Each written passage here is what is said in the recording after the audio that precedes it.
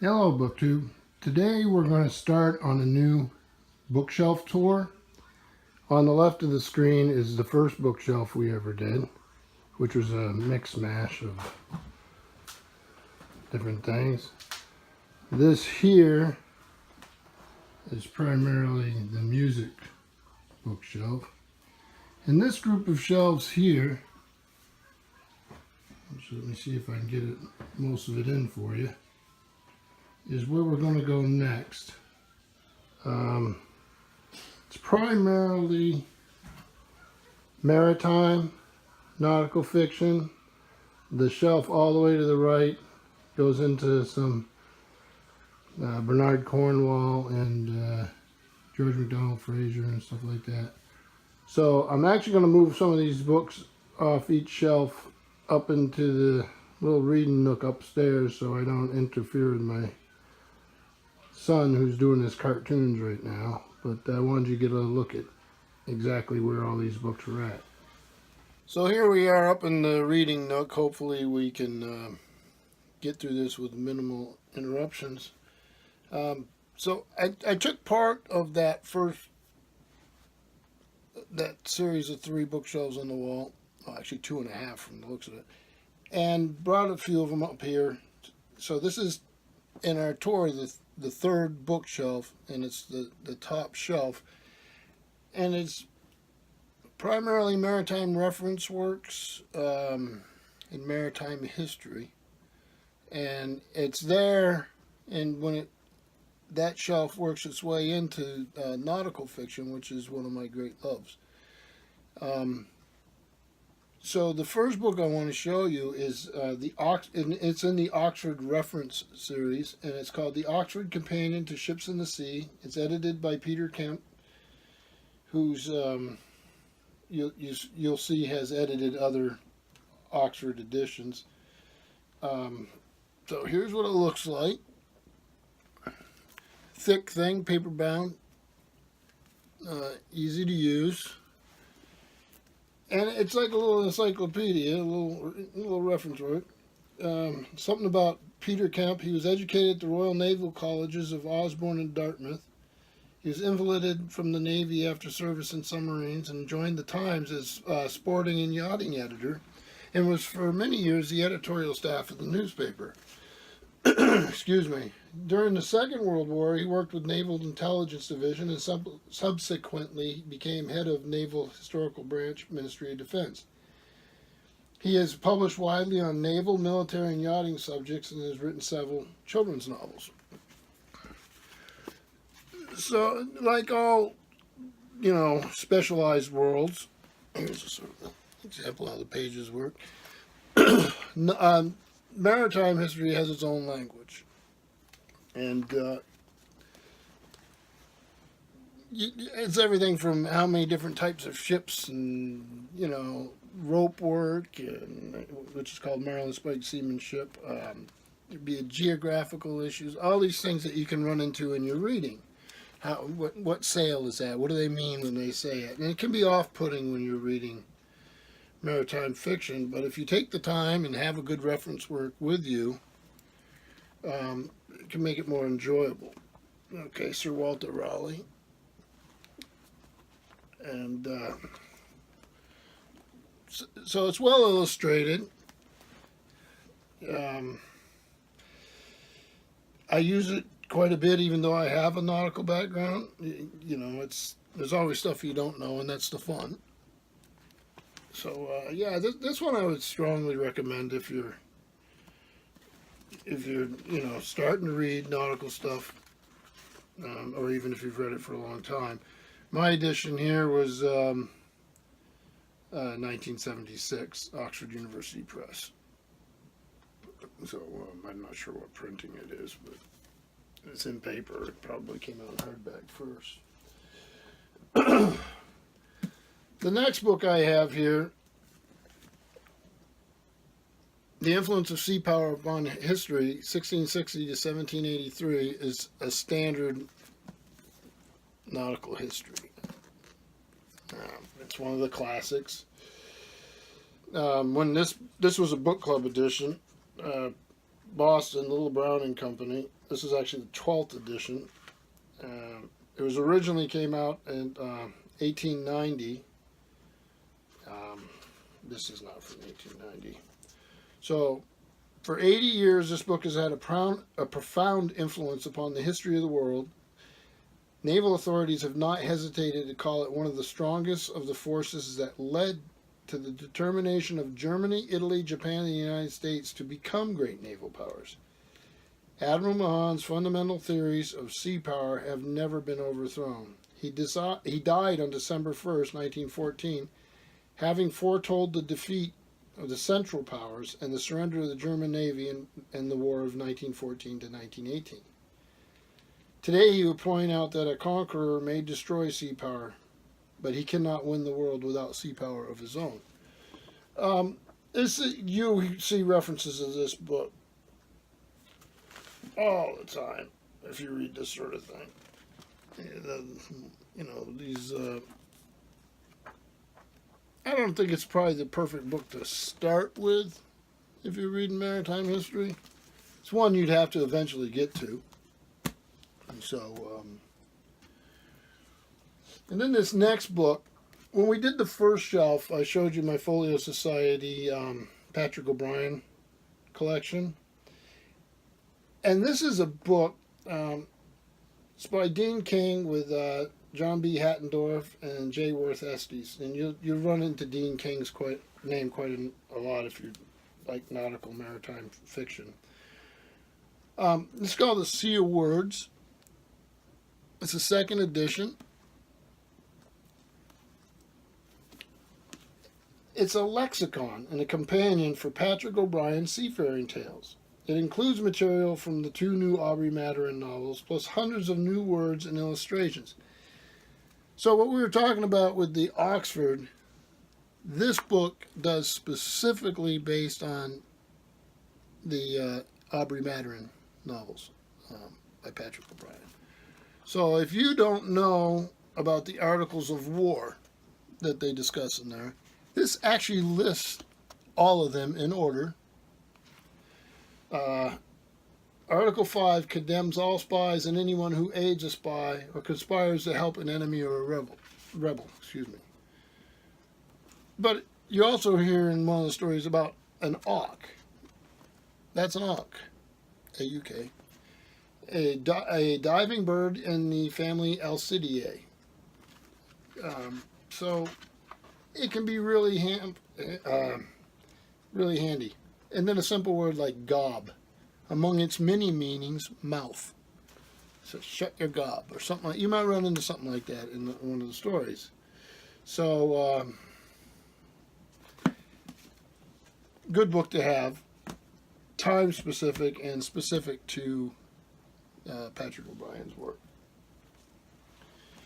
Get some of these on the floor. I don't drop them. This next one, another Oxford book, is the Oxford Book of the Sea. And it's edited by Jonathan Raban. You'll see quite a bit of his stuff, maritime stuff and travel type stuff. He's a good writer. But in this case, it's editor. It's Oxford and New York, Oxford University Press, 1992. Let me see. So in its contents, you get Anonymous, the Seafarer. It's a parallel translation of Kevin Crossley Holland. You get a section from Edward Spencer's The Fairy Queen. Richard Hakluyt, whose principal navigations, voyages, and discoveries of the English nation are foundational. But in this part, they quote from Edward Hay's account of Sir Humphrey Gilbert's voyage to Newfoundland. Then Psalm 107 from the English Bible of 1611. George Chapman from Homer's Odyssey. Samuel Purchas from Hakluyt's Posthumous or Purchas's His Pilgrims. 2 of John Donne's poems, The Storm and the Calm. A section from John Milton's The Lycidas, and a section from the Book of Common Prayer. John Dryden's Annus Mirabilis. Margaret Cavendish, Duchess of Newcastle, the sea goddess. And it'd be a 40-minute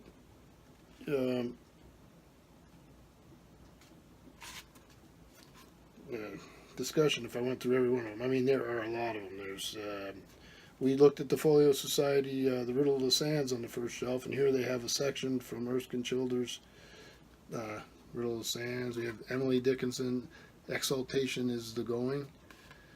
Henry David Thoreau from Cape Cod. Joseph Conrad, obviously, a bunch of selections from his work. Robert Louis Stevenson's from the English Admirals.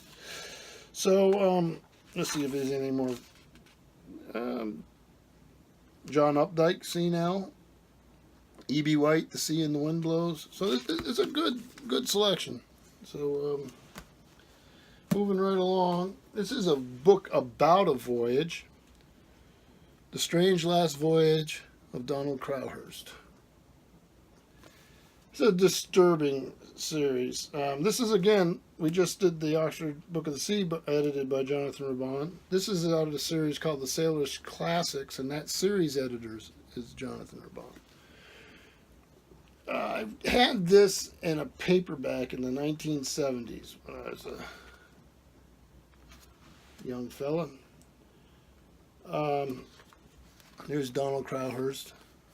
He undertook a voyage. Let's see, July 1969. After a voyage of 240 days, Donald Crowhurst was less than 2 weeks from a triumphant return to England, the apparent victor in the first non-stop, single-handed around-the-world sailboat race. All England was preparing for his arrival, but then he disappeared. His boat was found sailing sedately undisturbed, but he was not in it. From the logbooks he left behind, Nicholas Tomlin and Ron Hall reconstructed this extraordinary, deeply unsettling tale. And that it is.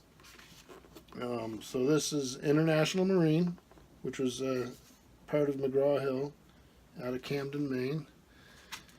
And this version is 1995, but it was originally published in 1970.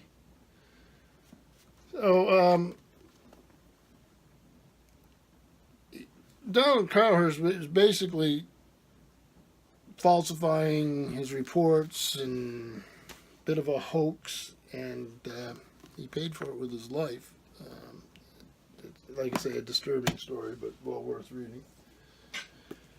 The next volume off that top shelf, The Sea Shall Embrace Them, The Tragic Story of the Steamship Arctic, David W. Shaw.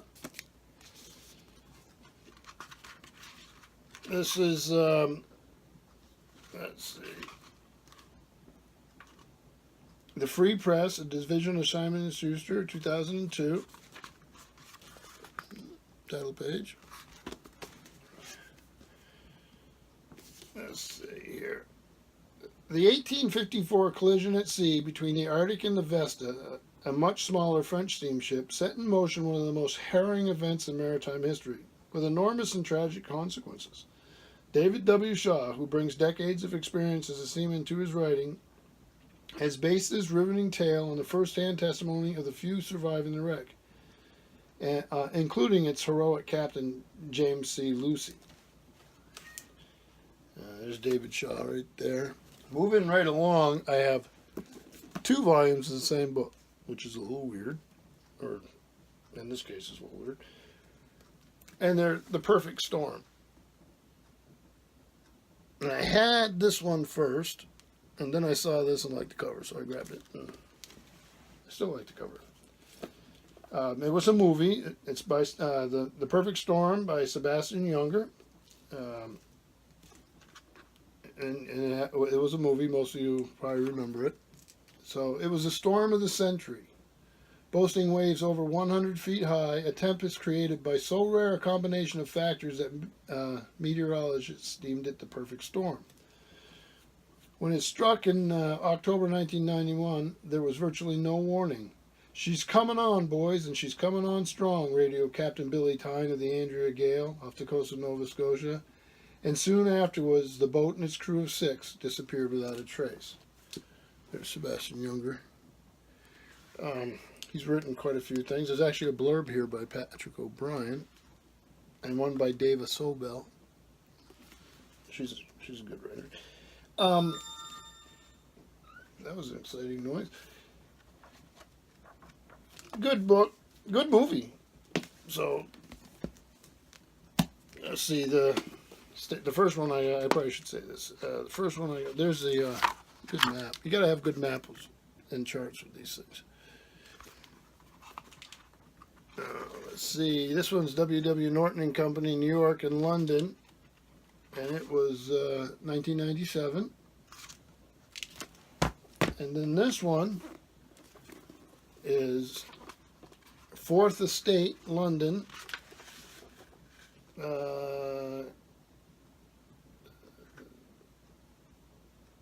Doesn't really. 1988. And then 1997. So, but then we're going to wrap it up with two literary connections, maritime books with connections to literary figures. And the first of these is Bella Bathurst's The Lighthouse Stevensons. Very nice cover. This is the extraordinary story of the building of the Scottish lighthouses by the ancestors of Robert Louis Stevenson. And they were immensely important engineers. Bella Bathurst, HarperCollins Publishers, 1999. It's a romantic historical story full of adventure and invention.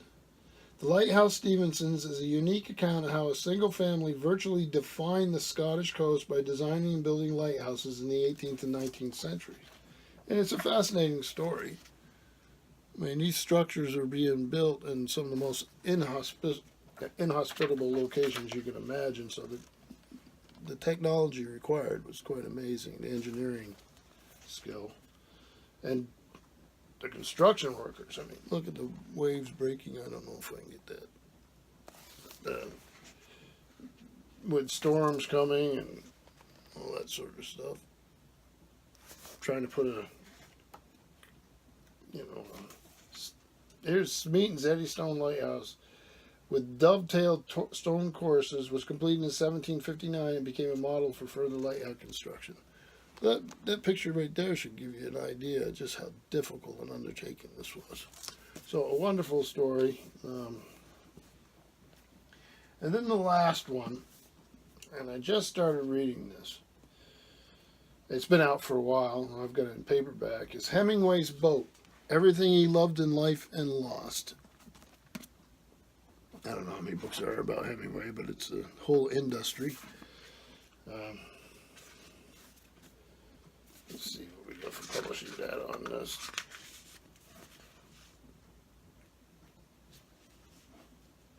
Hemingway's Boat, Everything He Loved in Life and Lost by Paul Hendrickson. Vintage Books, a division of Random House Incorporated, New York. The copyright is from 2011, and this book is from 2012.